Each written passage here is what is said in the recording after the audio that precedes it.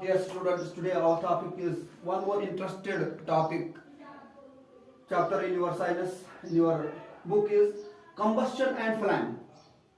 Combustion and flame में हम क्या क्या पढ़ेंगे और ये बहुत ही इंटरेस्टेड है क्योंकि आपके रोजमर्रा काम इन चीजों से आप रोजमर्रा काम लेते हो तो हम इनके हवाले से यहाँ पर डिस्कस करेंगे क्योंकि ये आपका एक इंटरेस्टेड चैप्टर है।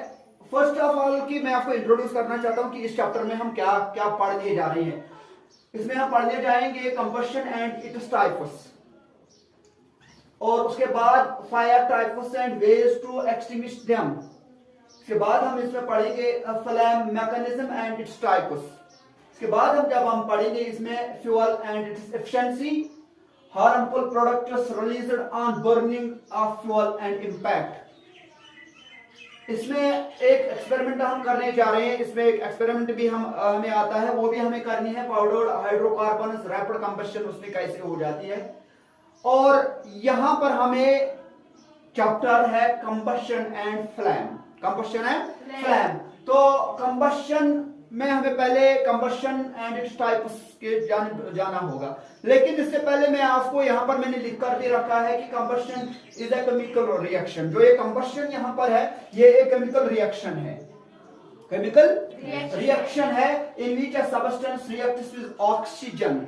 इन विच अ सबस्टेंस, एक सबस्टेंस जो है ये रिएक्शन करता है किसके साथ? ऑक्सीजन के साथ। तो प्रोड्यूस क्या बनाता है वहां पर? Heat, number one heat and light energy, heat and light energy along with different products। मैं यहाँ पर कह सकता प्रोडक्ट भी और प्रोडक्ट्स भी, बहुत सारे प्रोडक्ट्स का ये बनाता है, बहुत सारे प्रोडक्ट्स का। और यहाँ पर मैंने थोड़ा डायग्रामिकली मैंने आपको थोड़ा सा मैं आपको इंट्रोडक्शन देना चाहता हूँ कि ये फ्लेम क्या है। असल में हमें फ्लेम देखनी है। देखिए जो फ्लेम की बात हो रही है क्योंकि आपने कंबशन से फ्लेम, हमें यहाँ पर थोड़ा सा डायग्राम थोड़ा सा मैंने चार्ट बना के रखा है ताकि आपको आसानी होगी समझने में। ये बहुत ही इंटरेस्टेड चैप्टर है और इसमें बहुत मजा है। जब आप आगे जाओगे वन बाय वन जब हम सब कुछ पढ़ेंगे यहाँ पर बहुत ही इंटरेस्टेड है, मजा आता है इसमें एक्सपेरिमेंट करने में भी और खासकर पढ़ने में भी। थोड़ा सा इंटरेस्ट रखनी है आपको और पेशेंस के साथ रहना है और अटेंशन इसी टॉपिक पे रखनी है आप लोगों को। पहले में यहाँ पर आपको यहाँ पर बहुत सारा थोड़ा सा कंसेप्ट है इसमें कि जो ये फ्लेम है और फ्लेम और कंबशन और बर्निंग में एक प्रॉब्लम है। हर कोई स्टूडेंट ये समझता है कि कंबशन और बर्निंग सेम है, बट सेम नहीं है।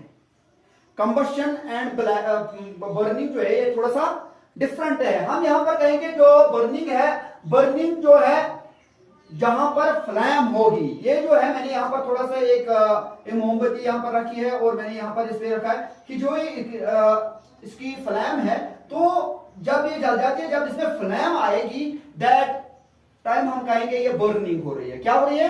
बर्निंग। बर्निंग किससे? सबस्टेंस जो वेपर्स में चेंज हो जाते हैं वहां पर तभी ये बर्निंग, तभी वहां से ये लाइट निकल आएगी। ये जो ये आपको फ्लेम दिख रही है ये निकल के आएगी तो ये जो सबस्टेंस वेपर में कन्वर्ट हो जाता है। फिर जब हम और एक चीज कहते हैं, हम यहाँ पर ये और एक चीज कंबशन की जानिब हम जाएंगे। इसके टाइप्स के अभी हम बात कर रहे हैं क्योंकि आपके बुक में इस तरह के टाइप्स नहीं है, लेकिन मैं यहाँ पर थोड़ा सा आपको इंट्रोडक्शन करना चाहता हूँ। यहाँ पर फिर ग्लो की बात आ रही है। मैंने यहाँ पर एक तीली जला के रखी है, इसमें सिर्फ धुआं निकल रहा है।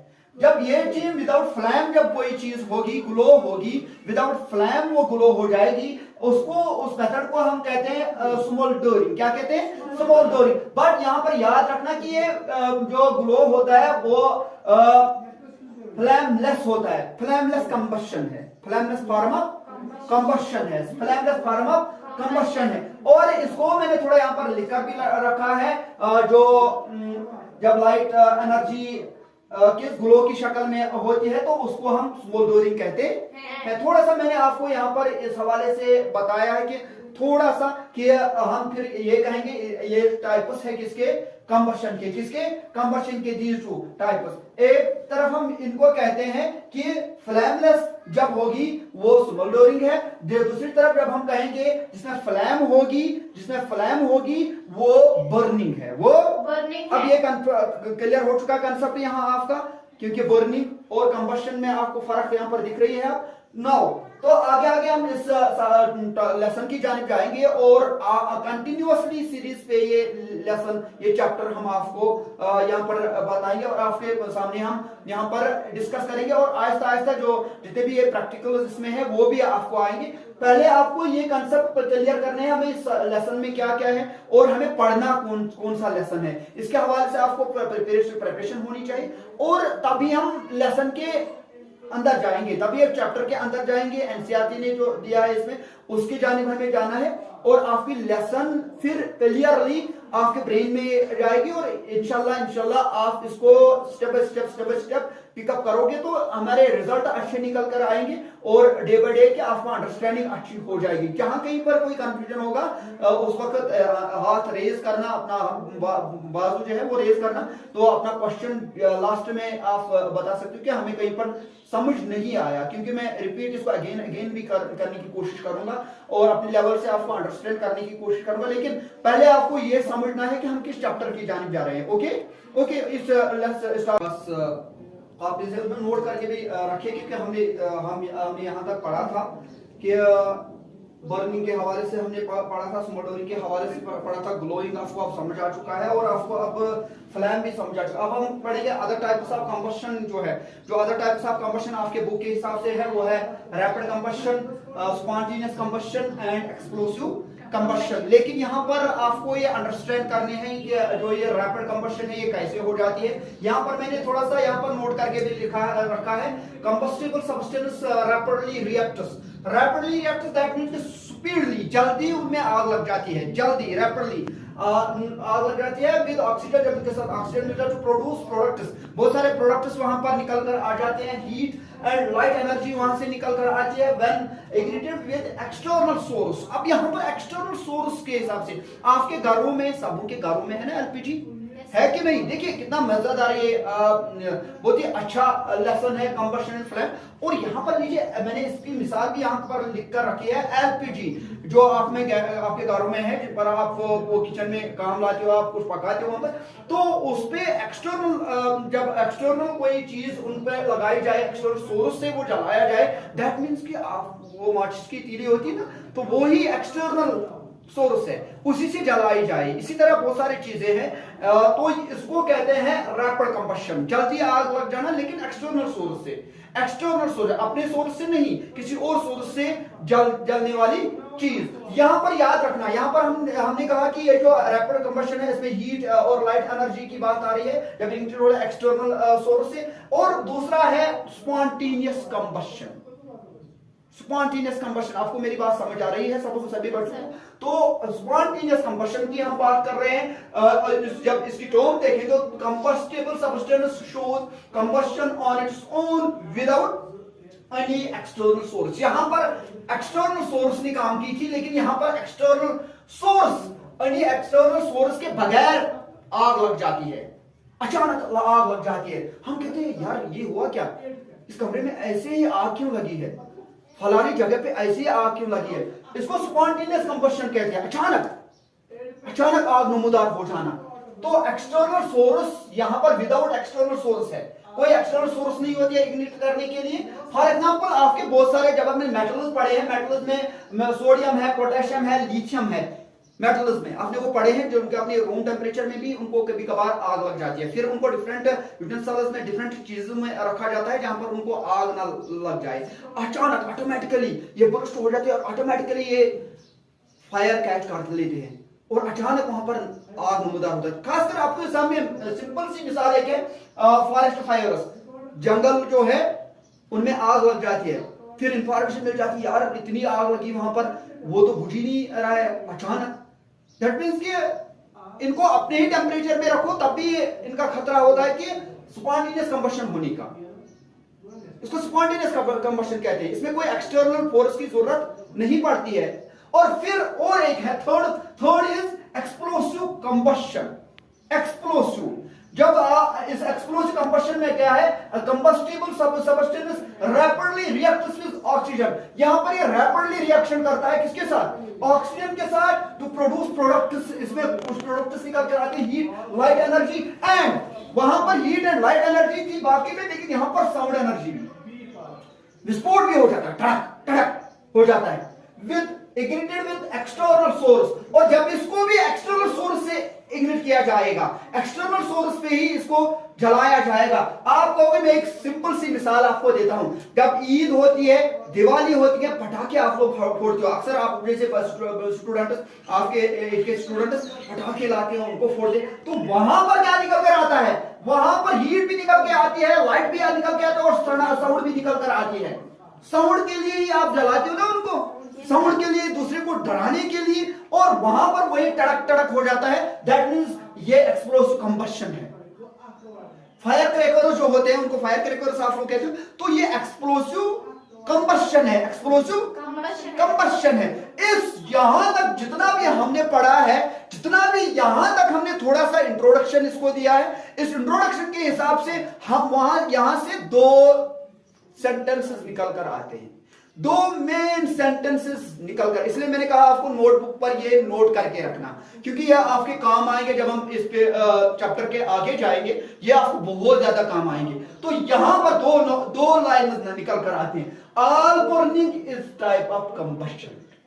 ऑल बर्निंग, जितनी भी बर्निंग है वो एक किस्म की कंबशन है, but all combustion is not burning.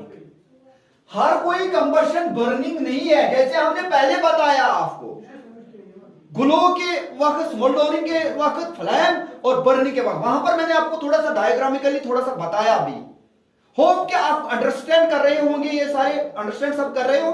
तो जब हम इस लेसन के आगे जाएंगे, अभी आपको मैंने टाइप्स बताए, 3 टाइप्स इसके, rapid combustion, spontaneous combustion and explosive combustion. ये याद रखने हैं जितना भी मैंने आपको अभी कहा है, क्योंकि आपको अपने ब्रेन में सेव करके रखना है। अनटिल आप अपने ब्रेन में इनका जगह नहीं दोगे, यू कांट अंडरस्टैंड, आप इस चैप्टर को नहीं अंडरस्टैंड कर पाओगे। हर किसी चीज को अंडरस्टैंड करने के लिए उस चैप्टर की तरफ ध्यान रखनी होती है। और मैंने पहले ही आपको कहा कि नोट करके रखना, हर किसी पॉइंट को कॉपी पर नोट करके रखना, क्योंकि ये आपको आगे जब हम इस चैप्टर के अंदर जाएंगे तो वहां पर हमें काम आएंगे। हर कोई पॉइंट कॉस्टली है आपके लिए। यू आर स्टूडेंट्स, और आपको इन चीजों को सीखना है, इन चीजों को याद रखना है, तभी आपका फ्यूचर यहाँ। Combustion and flame. नो, किसी ने कहा था कि सर हमें फायर ट्रायंगल के हिसाब से बताइए कि ये फायर ट्रायंगल होता क्या है। तो यहाँ पर मैंने एक फायर ट्रायंगल आपको बना के दिया है। फायर ट्रायंगल में आपको फर्स्ट ऑफ ऑल तो फायर समथिंग, वहां पर आपको फ्यूल की जरूरत होती है। One side you have to take fuel, oxygen and heat. ये ट्रायंगल जैसा बन जाता है एंड देन जो बीच में है इसका वहां पर फायर रखें। तो इस तरह से फायर ट्रायंगल आपको मैंने दिखाया। लेकिन इस फायर ट्रायंगल में क्या क्या चीजें होती है, फर्स्ट ऑफ ऑल हम यहाँ पर फ्यूल की बात करेंगे। फ्यूल जो है ये कंबस्टेबल सब्सटेंस है। फ्यूल जो है ये कंबस्टेबल सब्सटेंस है। It reacts with oxygen. जब ये ऑक्सीजन के साथ रिएक्ट करता है एंड इट प्रोड्यूसेस, क्या क्या ये वहां पर प्रोड्यूस करता है, ये चीजें आपको याद रखना है। इवन फ्यूल, जब ये कंबस्टेबल सब्सटेंस है फ्यूल, तो ये रिएक्शन करता है ऑक्सीजन के साथ और ये प्रोड्यूस करता है products. Products plus heat plus light energy. Products plus heat, products भी हो सकती है, और heat plus light energy, right. तो यहाँ पर एक एसेंशियल कंडीशन सामने आ रही है। ये सारा जो लेकर हम एक एसेंशियल कंडीशन पे हम अब जा चुके हैं। अब इस टॉपिक का एक और रुख सामने आ रहा है, इस कंबशन एंड फ्लेम का। मैं आपको थोड़ा सा बढ़कर देने की कोशिश कर रहा हूं ताकि आपको कुछ काम आएंगे, क्योंकि नेक्स्ट क्लास जो होंगे आपके वहां पर आपको काम आएंगे। और यहाँ पर जो ये कंबशन, ये जब रिएक्ट करता है फ्यूल, जब रिएक्ट ऑक्सीजन के साथ ये प्रोड्यूस कर रहा है products heat plus light energy. और इसके बावजूद ये स्टार्ट जब होता है, यहाँ पर एक चीज जरूर याद रखना, to start combustion except spontaneous। to start combustion, जब आप combustion शुरू करोगे, except spontaneous, external source of ignition is required। External source की जरूरत पड़ती है। वहां पर हमें इन चीजों पे हमें एक्सटर्नल सोर्स की जरूरत पड़ती है। तो यहां पर मैं बताऊंगा कि ये सोर्स ऑफ इग्निशन है क्या। सोर्स ऑफ इग्निशन यहां पर है increase temperature above ignition temperature.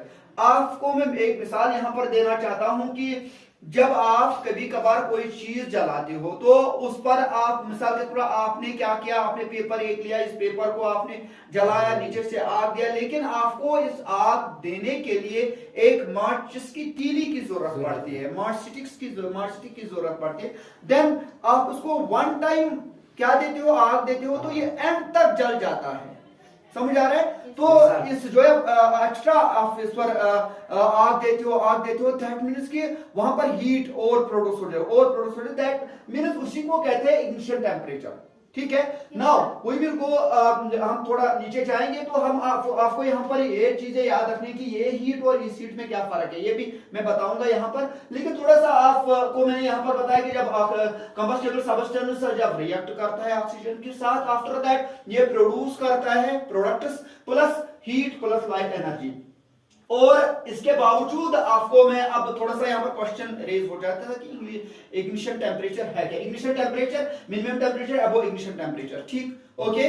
और now we will go towards the one more side. यहां पर मैं बता रहा हूं आपको, ये हमने फ्यूल की बात की है, अब हम बताएंगे यहां पर जो ऑक्सीजन है, ऑक्सीजन की बात बताएंगे कि ऑक्सीजन की अपनी काम होती है इस कंबशन में, ऑक्सीजन की अपनी काम होती है। ऑक्सीजन कंबस्टेबल सब्सटेंस नहीं है, लेकिन ये सपोर्ट करता है कंबशन करने में, जलाने में ये सपोर्ट करता है कौन, ऑक्सीजन। और इसी तरह मैं यहां पर जो हीट हमने यहां पर रखी है, हीट भी इसी तरह की है। हीट हमने रखा है कि इससे क्या हो जाता है, इंक्रीज होता है टेम्परेचर अबव इग्निशन टेम्परेचर। मैंने इससे पहले भी आपको बताया कि हीट जब दी जाती है, फॉर एग्जांपल यहां पर इस हीट और इस हीट की बात हम कर रहे हैं, जब ये हीट दी जा रही है इंक्रीज टेम्परेचर, जब हीट दी जा रही है, नीचे से आपने पेपर पे नीचे से जलाया आपने मार्कशीट से, तो आप लगातार उस पर जलाते हो, लगातार नो, वन टाइम हम उस पर मार्च की तीली लगाते हैं और नीचे से जलाते, फिर वो एंड तक जलता जाता है। समझ आ रहा है आपको? तो जलता जाता है, तो इससे उसका टेम्परेचर जो है वो इंक्रीज हो जाता है, टेम्परेचर इसका इंक्रीज हो जाता है। और इसीलिए मैंने यहाँ पर कहा कंबस्टेबल सब्सटेंस में, फ्यूल्स में मैंने कहा कंबस्टेबल सब्सटेंस है, और इस जब ये रिएक्ट करता है ऑक्सीजन के साथ, ये प्रोड्यूस करता है products plus heat plus light energy. तो यहाँ पर हीट एनर्जी भी सामने आती है, क्योंकि हीट एनर्जी भी निकल कर आती है। ओके, तो हीट एनर्जी जो है इसको सपोर्ट करती है, और सपोर्ट, क्योंकि उसका एनवायरनमेंट बनाने के लिए कि ज्यादा से ज्यादा गर्मी दी जाए, ताकि जल्दी इसके मॉलिक्यूल्स एक्सपेंड हो जाएंगे और जल्दी इसको आग लग जाएगा। ओके, तो यहां पर मैंने आपको इतना कहा कि इसलिए हम फिर ये चीजें हमें ध्यान में रखना है। 3 things are important whenever you fire anything. 3 चीजों की बहुत जरूरत होती है जब आप कोई चीज जलाते हो। These 3 things are fuel, heat and oxygen. Fuel, heat and oxygen.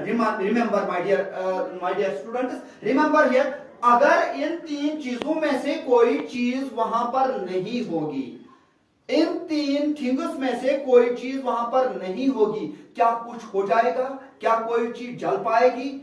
मुश्किल सा है, इम्पॉसिबल सा है, नामुमकिन सा है। बिकॉज अगर आपके पास ऑक्सीजन नहीं होगा, अगर आपके पास ऑक्सीजन नहीं होगी आपके पास, और आपने अब फ्यूल और हीट है आपके पास, और आप उसको जलाने की कोशिश में हो, आप उसको जलाने की कोशिश कर रहे हो, लेकिन ये जल नहीं रहा है, ये जल ही नहीं रहा है। दैट वेरी थिंग हम उसको क्या कहेंगे, फिर यहां पर हम इसको कहेंगे इफ वी रिमूव ऑक्सीजन। अगर इस ऑक्सीजन को हम यहां पर रिमूव करेंगे ड्यूरिंग कंबशन में, फायर देने में, जलाने में, ऑक्सीजन को बाहर निकाला जाएगा, तो आपकी केमिस्ट्री में एक टर्म आती है, इसको कहते हैं स्मोथरिंग। क्या कहते हैं? स्मोथरिंग इसको कहते हैं कि आपने इसको ऑक्सीजन को यहां से हटाया, आपने ऑक्सीजन को यहां से हटाया, then heat and fuel fire नहीं लग जाएगा। आपने एक हिस्सा इसका जो अहम हिस्सा जिससे रिएक्शन कर पाएगा, जिससे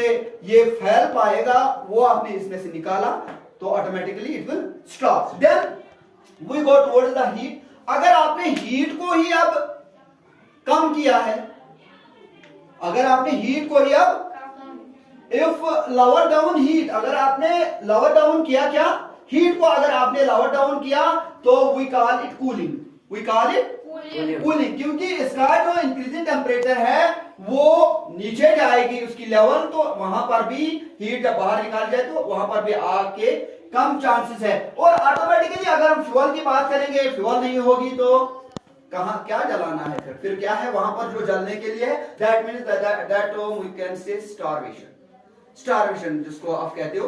तो ये तीन चीजें याद रखनी है यहाँ पर, और हर कोई पॉइंट आपको मैं थोड़ा सा डिटेल में बताने की कोशिश कर रहा हूं। और यहां पर जब आप लोग यही चीजें करते हो तो ऑन दीज कंडीशंस, इन हालात में आप क्या करते हो, consider substance does not catch fire.